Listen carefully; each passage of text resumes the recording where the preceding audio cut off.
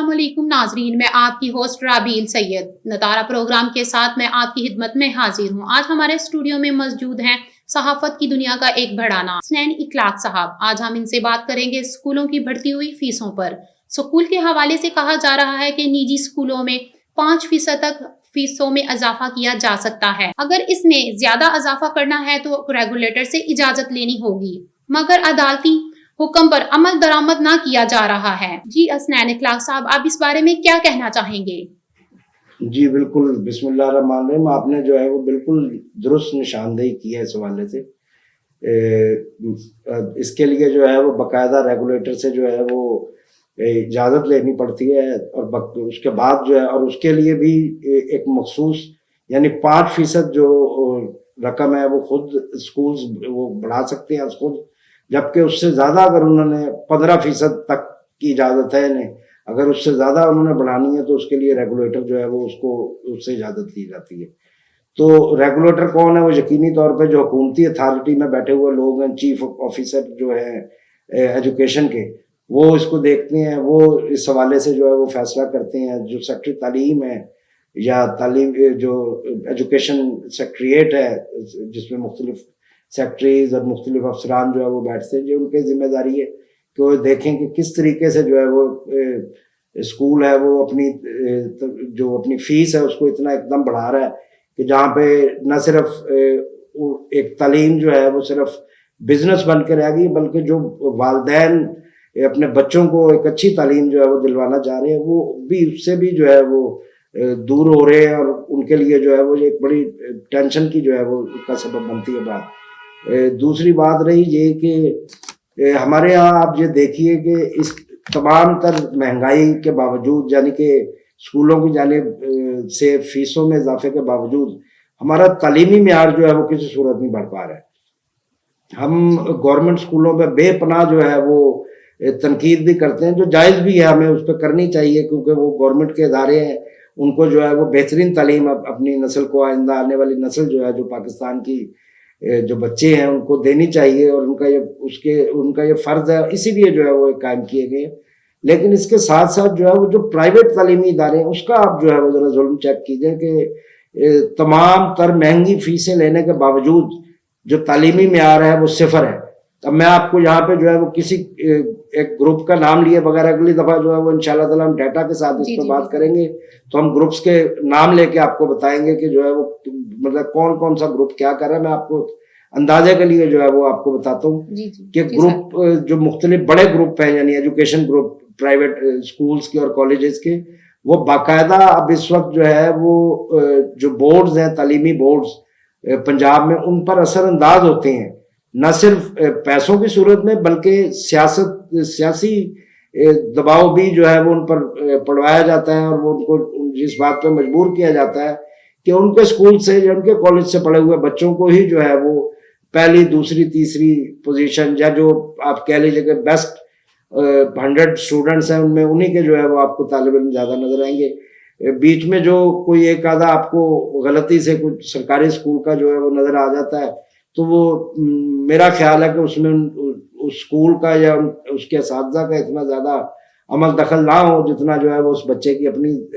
تعلیمی استعداد جو ہے وہ اپنی جو ہے وہ اس کی تعلیمی استعداد جو ہے وہ بالکل بھی بڑھ نہیں پا رہی۔ یہ سب سے جو ہے وہ ایک کہہ لیں کہ اس تمام معاملے کا عبرتناک پہلو جو ہے، جو افسوسناک پہلو ہے، وہ یہ ہے کہ چلیے بھلے آپ نے جو ہے وہ بہت زیادہ فیس جو ہے والدین سے وصول کر لی، آپ اس کو بطور تجارت جو ہے وہ دیکھتے ہیں، آپ کے لیے یہ ایک بزنس ہے، لیکن ایک کامیاب بزنس مین بھی تو وہی ہوگا نا جو ایک بہترین پروڈکٹ آپ کو مارکیٹ میں دے رہا ہے۔ میرا خیال ہے کہ آپ اسے بزنس ہی جو ہے وہ گردانے، میں یہ نہیں کہہ رہا ہوں کہ آپ اس میں کوئی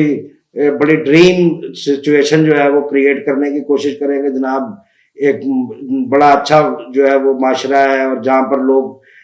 استاد جو ہے وہ بغیر اس کے تعلیم دے رہے ہیں، ہم جو ہے وہ اس کو ایک بزنس کے طور پہ لے لیتے ہیں۔ لیکن اس کے لیے یہ ضروری ہے کہ ایک بزنس مین کے لیے کہ وہ جو پروڈکٹ مارکیٹ میں دے رہا ہے، وہ پروڈکٹ کم از کم جو ہے وہ ایسی تو ہو جو سیل ہو سکے، جو مطلب بک سکے ہاتھوں ہاتھ۔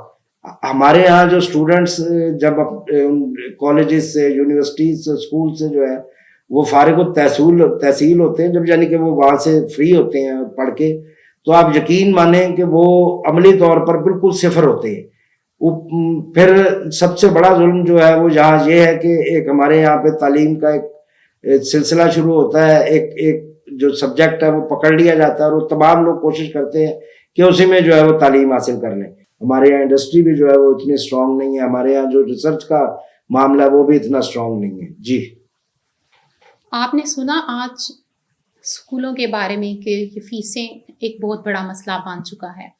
اور اس کا حل ہماری حکومت کس طرح نکالے گی. ہم اگلے موضوع کی طرف جاتے ہیں. آج ہمارا اگلا موضوع ہے جیسے کہ سردیاں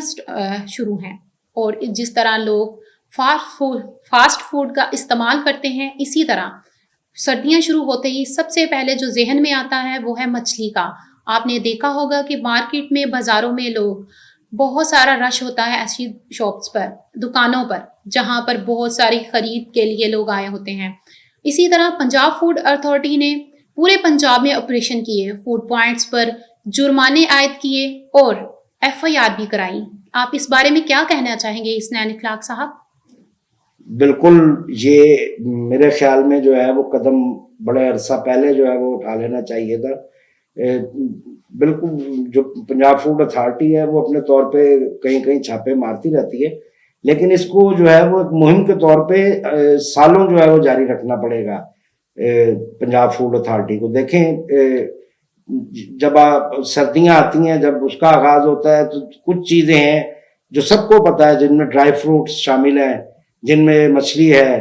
یہ وہ چیزیں ہیں جہاں پر لوگوں کی توجہ سب سے زیادہ مرکوز ہوتی ہے. تو یہ اگر غیر معیاری جو ہے وہ لوگوں تک پہنچیں گی تو آپ اس کا جو ہے وہ خود اندازہ کر سکتے ہیں. لوگ جو ہے وہ پیسے اس لیے خرچ کرتے ہیں کہ جو وہ چیز کھا رہے ہیں وہ ان کے لیے صحت افزا ہو، ان کے لیے صحت کا باعث بنے، نہ کہ ان کے لیے بیماری کا باعث بنے. آپ کبھی کسی بھی چھوٹے یا بڑے کسی بھی اس پہ جو ہے وہ مچھلی جو بیچنے والے ہیں، جو تل کے یا اس کو وہ کر کے بیچتے ہیں، ان کے شاپس پہ چلے جائیں یا ہوٹلز میں چلے جائیں، آپ کو خود اندازہ ہو جائے گا کہ وہاں کس قدر گندگی میں جو ہے وہ تمام چیزیں رکھی جاتی ہیں. ہم نے چونکہ خود رپورٹنگ کی ہے، فیلڈ رپورٹنگ، تو ہم نے متعدد بار جو ہے وہ اس حوالے سے فوڈ اتھارٹی کے ساتھ بھی، اس سے پہلے جب یہ فوڈ اتھارٹی نہیں تشکیل پائی تھی تو MCL کے دور میں بھی جو ہے وہ بہت سارے ہم نے چھاپے خود مارے ہیں. وہاں پہ لوگوں کو جو ہے وہ برآمد کیا، وہاں پہ جو مضر صحت گوشت ہے وہ برآمد کیا ہے. فریزر میں وہ موجود ہے لیکن فریزر چل نہیں رہے. ایک شدید سڑان کی بو ہے، جو یعنی جو گلا ہوا جیسے ہم کہتے ہیں، جیسے جو سڑ چکا ہو گوشت، اس کی بو اس میں سے آ رہی ہے. وہیں سے وہ اس کو نکالتے ہیں، اس میں مسالہ وہ لگا کے ایک دفعہ رکھ دیتے ہیں. وہ 2 مہینے 3 مہینے کا جو سٹاک ہے وہ وہاں پہ رکھ دیا جاتا ہے اور وہیں سے نکال کے لوگوں کو جو ہے وہ تل کے کھلایا جاتا ہے. اب وہ وہاں پہ رکھنا ایک علیحدہ وہ ہے. اس کے بعد آپ جب تلنے کی طرف وہ آئیں گے تو آپ یقین مانیں کہ پوری دنیا کے اندر اگر ایک دفعہ ایک دن یعنی کہ کوئی تیل استعمال ہوتا ہے تو اس کو فوری طور پر ضائع کر دیا جاتا ہے. کیوں؟ اس کی وجہ یہ ہے کہ تیل میں کچھ 1 سے 2 دفعہ اس کو جب ہم زیادہ گرم کرتے ہیں تو اس میں کچھ ایسے کیمیکلز پیدا ہو جاتے ہیں جو انسانی صحت کے لیے نقصان دہ، اور اس سے انسان کو کینسر ہو سکتا ہے. یہ بات جو ہے وہ سب کو طے شدہ ہے. معذرت کے ساتھ حسنین صاحب، میں یہاں آپ کی بات کو کاٹ رہی ہوں. میں یہ آپ سے کہنا چاہوں گی کیا ہماری حکومت کو ایسے فوڈ پوائنٹس بنانے کی اجازت دینی چاہیے جہاں پر مضر اثرات کی چیزیں فروخت ہوتی ہیں؟ کیا ان کو ایکشن لینا چاہیے یا نہیں؟ اور اگر لینا چاہیے تو اب تک کیوں نہیں لے رہے؟ بالکل، آپ کا یہ ایک اچھا ویلڈ کوسچن ہے. دیکھیں، بات یہ ہے فوڈ پوائنٹ جو ہے وہ ہمارے یہاں پہ جو سب سے بڑا ظلم ہے، فوڈ پوائنٹ پہلے بن جاتا ہے، اس کے بعد اس کی جو آپ کہہ لیجئے کہ سارا پروسیس ہے، اس کی اجازت نامہ، وہ اس کے بعد اپلائی کیا جاتا ہے. حالانکہ پوری دنیا کے اندر یہ طریقہ ہے کہ اگر کوئی کسی جگہ پر وہ چاہ رہا ہے کہ وہ فوڈ پوائنٹ قائم کرے تو باقاعدہ جا کے درخواست دیتا ہے،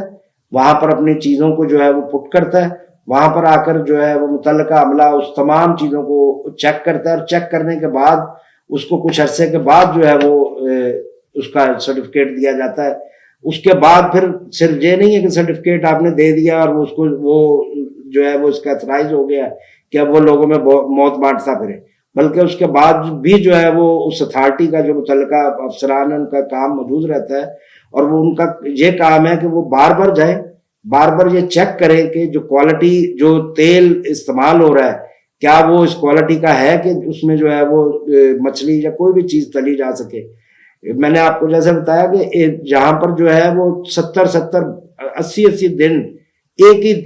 जो कढ़ाई है उसके अंदर वही दोबारा थोड़ा सा, जैसे तेल कम होता है उसमें दोबारा 2-4-5 किलो तेल डाल दिया जाता है, और वही पुराना तेल जो है वो मुसलसल उसके अंदर जो है वो पकता रहता है। तो जब तक सर्दियां जारी हैं वो तब तक जो है वो इनको मुसलसल इसकी चेकिंग करनी चाहिए,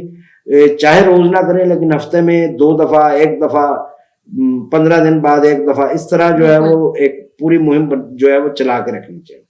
बहुत शुक्रिया हसनैन इखलाक साहब। जी नाज़रीन, आज का प्रोग्राम आपने देखा जिसमें